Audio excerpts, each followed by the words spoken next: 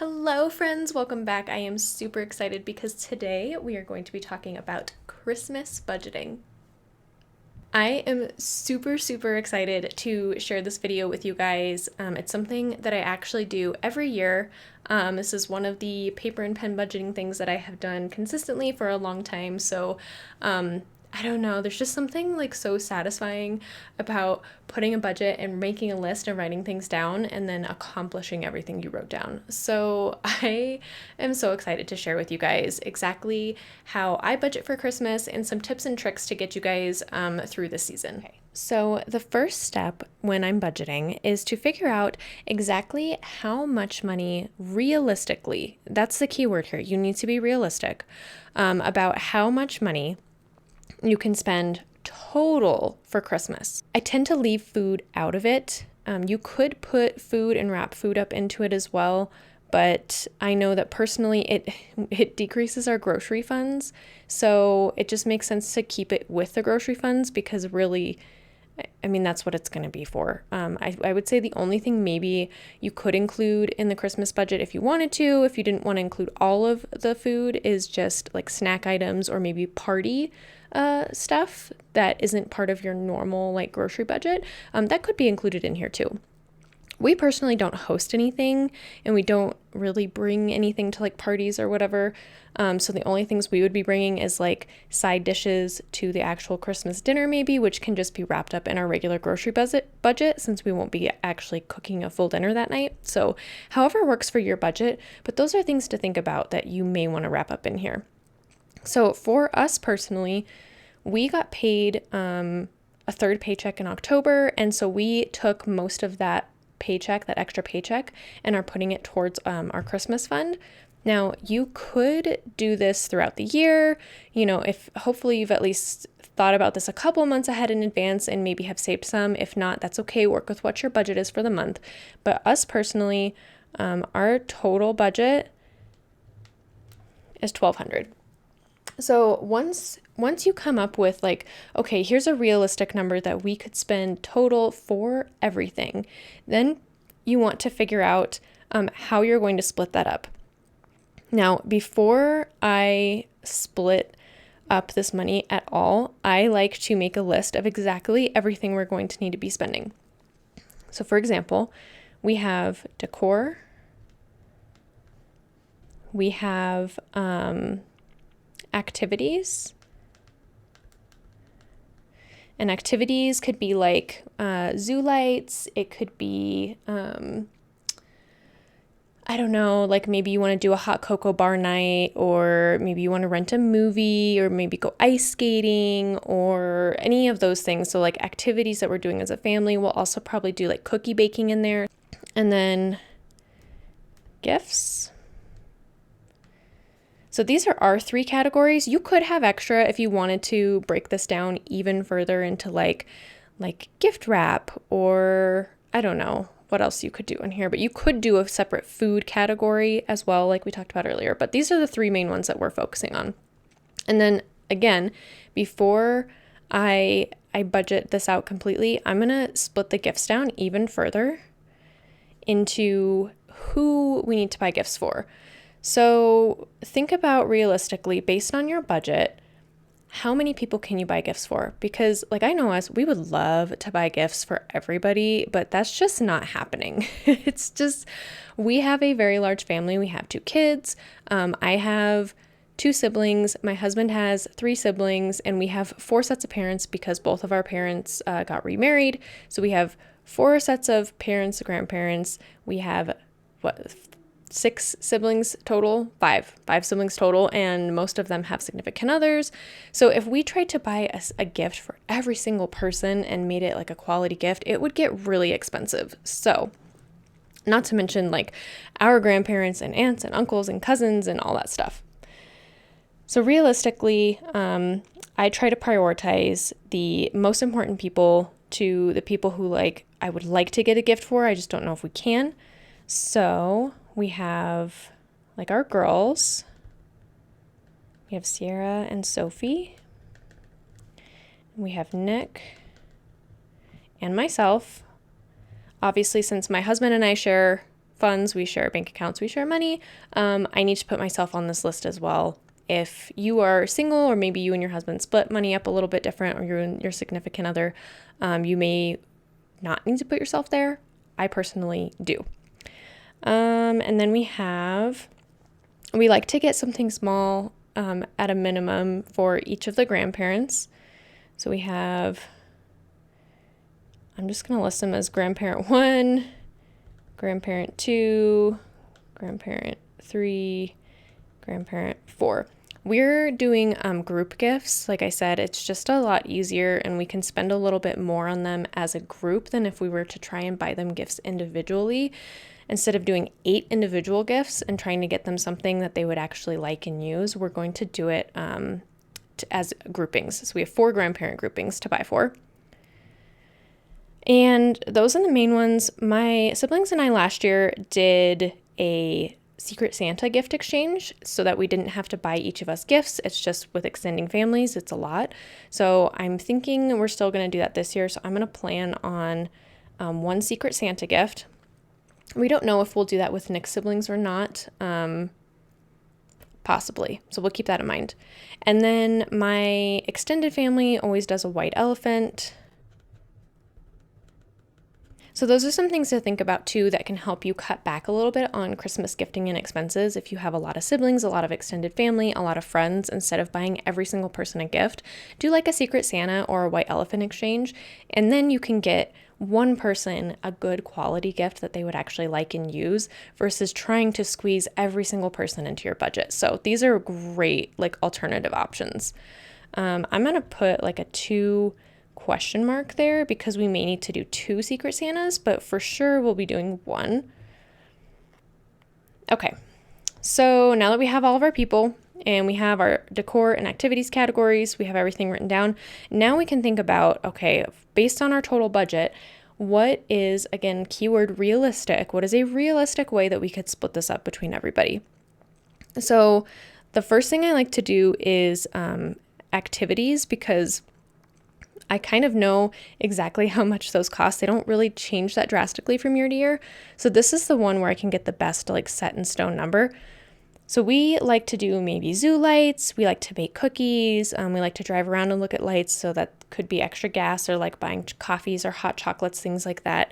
So I think for activities for us, about $100 is probably what we'll spend on all of those activities. We don't do a ton. And again, some of that's free. Like looking at lights is a free activity, but if we wanted to buy a coffee or something, it's not that expensive. So it could maybe be like a $15 trip total.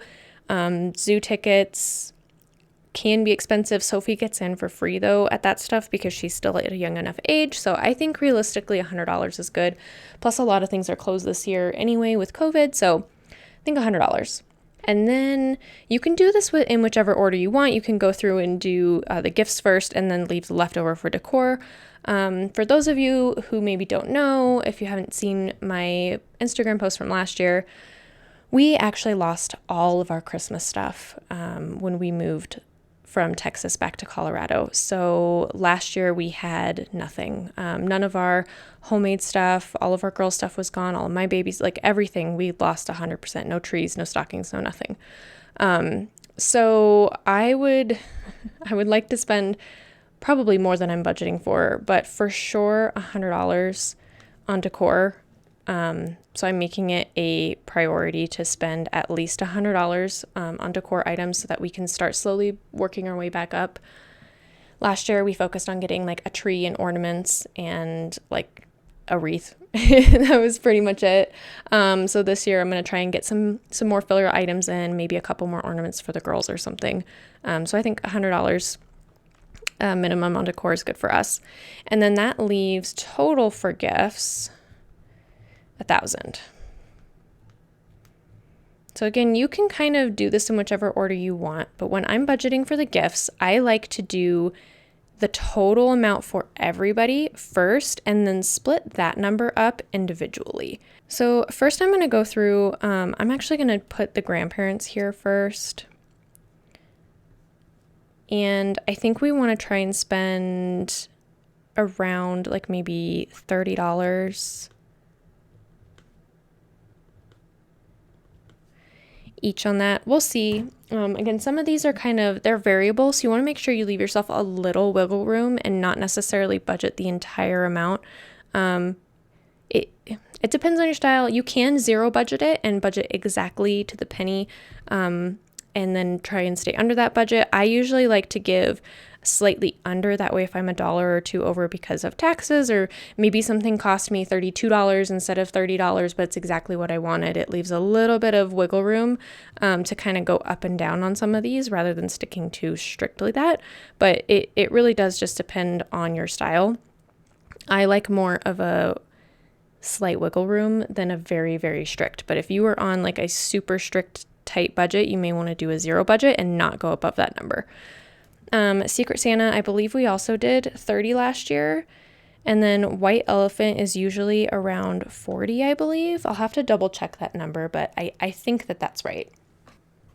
Okay, so far we have 30, 60, 90, 120, 150. Yep, so we are at 190 total for that. That leaves us just under $800 between the girls and Nick and myself. Now, keep in mind, whenever you're picking a budget for somebody, think about the types of gifts that you would want to get them. Also think about if you have children, do you need to get them any additional gifts? Do they need to buy each other gifts? Because obviously, our kids don't work, so they're using our money to buy each other gifts, whether they earn it or not. It's still coming from us. The girls will want to get Nick a gift, and the girls will probably want to get me a gift as well. So we usually try and stick around $20 for those gifts. So we can do like $20 and $20 as gifts from the girls to us. Oh my goodness, sorry, my voice is like doing something super weird there. Okay, so $20 from the girls to us each, so that's another $40 right there. And then we like to follow the rule for the girls, not for us. I like to focus on them more than Nick and myself because we buy each other a lot of stuff throughout the year anyway, and so I like to try and make it more special for them. And we follow this really cool rule I discovered a couple years ago. It's called want, need, wear, read. So this keeps it works really great for a budget, first of all, but it kind of keeps you in line with not going crazy overboard, and it gives you some good ideas. So the theory behind this is that they both get 4 gifts. They get something they want, something they need, something to wear, and something to read. So read is obviously, well, not obviously, I guess. It could be a book. So it could be something like books. It could be magazines. It could be like not necessarily a regular book, but it could be like a cookbook or a comic. It could be a subscription. So there are a lot of options in the read category that doesn't necessarily have to just be a regular book. They could be Bibles. It could be journals. I would consider journals part of the read category. It's more writing, but it falls into the same line. So those are some ideas you could do for read. Wear could be anything like a new, winter clothes. It could be accessories. Let's see, what else could be in wear? It could be like PJs. Anything like that. You get the idea. So something to read, something to wear. The need category is anything that, it could be anything. Maybe they need a new backpack, but it's not necessarily beginning of the year. So it could be something for like schooling. It could be something for their room. Honestly, it could even be another wear item. The need category, in my opinion, is very loose. So if they need multiple clothing items, instead of just buying them one clothing item, buy them 2. If they need maybe a journal and a book, get them a journal. Get them a journal here and a book here. If they need like bath stuff, etc. So this is something they need. Oh, it could be furniture too. You get the idea. And then want is totally splurge, like a toy or an experience. Something that they have gone into that little toy catalog and circled to their heart's content. That is what falls into this want category. So you have want, need, wear, read, and then we also personally do a Christmas Eve box, which always includes pajamas, snacks, and sometimes an activity. So we haven't really decided, like, does it want to be a book? It could be a book, like Christmas specific. It could be a movie, anything like that. I think this year what we might end up doing is renting a movie, so it won't go in their box, but they'll get the PJs and a snack each, and we'll just sit down and watch a movie together. So I love this because it's something that they can open on Christmas Eve. It gets them excited. They always get fresh PJs to wear for pictures in the morning for Christmas. So everybody looks like put together and nice. And then it's fun for them to have like a snack and maybe something fun to do with mom and dad before bedtime is over. Here's some ideas for you guys. So once you have like kind of an idea of what you maybe want to buy for them, then you can budget a little better. For example, if I were to just put, I would just want to keep it at $50 each, which is totally doable if you are on a super tight budget. I'm not saying you can't do it, but for us specifically and the types of things that I personally want to buy our girls, $50 is not going to be enough to do like the Christmas Eve box and, you know, the gifts from us and the gifts from other people and the gifts. It's just not, $50 just doesn't go quite far enough for our needs. So I am thinking for the girls, if we try and budget around $175 each, that should get us enough to do this. The books are usually around $10. The wearing, I think I might get them accessories this year, so that's about $15. The needing, I don't really know. I'm going to try and stick around like maybe $50. I don't really know. Okay, so this is going to be also $15. I don't know. I have some ideas of what they need. So the girls both need some things for their room. So maybe we'll get them something for that, or I'm not really sure, but I'm going to try and stick around $50 for that. And then the want, same thing, about $50. So that's $165, $75, $85 net. Wait, I'm going to remath that. So that's 100, 15, 25, 35, 40. So that's $140 total out of 175. But then you have to think there's, you know, another gift we have to get them, as well as some good stuffers. So that gives us a little bit of wiggle room. If we find something that they really want or really need, that's $60 instead of $50. We have a little bit of wiggle room, but these are my goal numbers for each of the girls. This leaves us with $420 left over. I think that we want to try maybe spend around $150 each for us or less. But you have to think, when you have kids, you're not just buying, it's not just one gift for each other. You also have some extra things you have to do. That leaves us with a little bit left over of $120 for wiggle room. So this is kind of where we're at for now. This is how I budget. It may not be as super strict or looser as some other people like to, but the general idea is the same. If you want, like I said, if you want to budget it strict to the T, and you get to this point and realize you have $120 left over, then you can figure out, okay, well, where do I want to add in more money? So we have $120. Do I want to put maybe more towards the grandparents? Do I want to add a little bit more to our immediate family? Or maybe I want to add another person. I have $120. Now I can add in like a best friend or something like that. So budgeting should be very fluid, in my opinion, when you're setting up a new budget. Give yourself a little bit of wiggle room and be realistic about everything so that you can actually set up something that's going to work for you and that you can stick to.